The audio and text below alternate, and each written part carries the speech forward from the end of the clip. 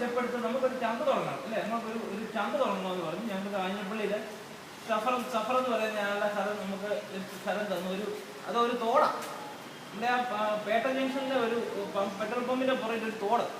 ആ തോടിൻ്റെ പുറകെ, ആ തോടാകുമ്പോൾ ആർക്കും വേണ്ടല്ലോ, ആരും ഒരു അവകാശം പറയത്തില്ലല്ലോ. പഞ്ചായത്തുകാർ പറഞ്ഞു തോട് കെട്ടിക്കോളാൻ പറഞ്ഞു. അപ്പോൾ തോടിൻ്റെ പുറത്ത് ഞങ്ങൾ സ്ലാബ് ഇട്ടു.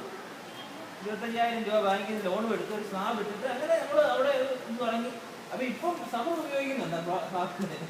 അല്ല അങ്ങനെ അത് കഴിഞ്ഞ് അങ്ങനെ ഓരോ പ്രസ്ഥാനങ്ങളും നമ്മളിങ്ങനെ വളർന്ന് വന്ന് നമ്മൾ നല്ല പ്രോഗ്രാമൊക്കെ വന്നപ്പോഴത്തേന് നമുക്കൊരു മാറ്റം വന്നു. അപ്പോൾ ഇങ്ങനെ പോകുന്നു. അത് തീർക്കരുത്. എങ്ങനെയാണ് എൻ്റെ ഒരു ചെറിയൊരു ഒരു അഭിപ്രായം ഇതാണ്. നമ്മൾ തുടങ്ങിയ ഭാഗങ്ങൾ നമ്മൾ വലുപ്പപ്പെടുത്തിക്കൊണ്ടിരിക്കണം. എന്നാലേ നമുക്ക് നിലനിൽപ്പുള്ളൂ, ജനങ്ങൾക്ക് നിലനിൽപ്പുള്ളൂ. കാരണം അതിൻ്റെ ഒരു കാര്യങ്ങൾ ഞാൻ കുറച്ച് കാര്യങ്ങൾ ഞാൻ കാണിക്കാം. അപ്പം നമുക്കിപ്പോൾ എന്നാ ഉദ്ദേശിക്കുന്നത്, ഞാനിപ്പോൾ അധികം സമയമില്ലല്ലേ സാറേ, അധികം സമയം 1 മണിക്കൂർ കൊണ്ട് ഇപ്പം നമ്മളിപ്പോൾ ഉദ്ദേശിക്കുന്നത്, ഞാൻ പറയാൻ ഉദ്ദേശിക്കുന്ന കാര്യം ചോദിക്കുകയാണെങ്കിൽ, ഒന്ന് ഒരു ഹൈടെക് അഗ്രികൾച്ചറിനെ പറ്റി ഒരു ചെറിയൊരു പ്രോഗ്രാം, ചെറുത് ഹൈടെക് എന്താണ് ഹൈടെക് അഗ്രികൾച്ചർ, കൃഷിയിൽ ഇന്ന് വന്നിരിക്കുന്ന മാറ്റങ്ങൾ എന്തൊക്കെയാണ് എന്ന് പറഞ്ഞതിനെ പറ്റി ചെറിയൊരു പ്രോഗ്രാം.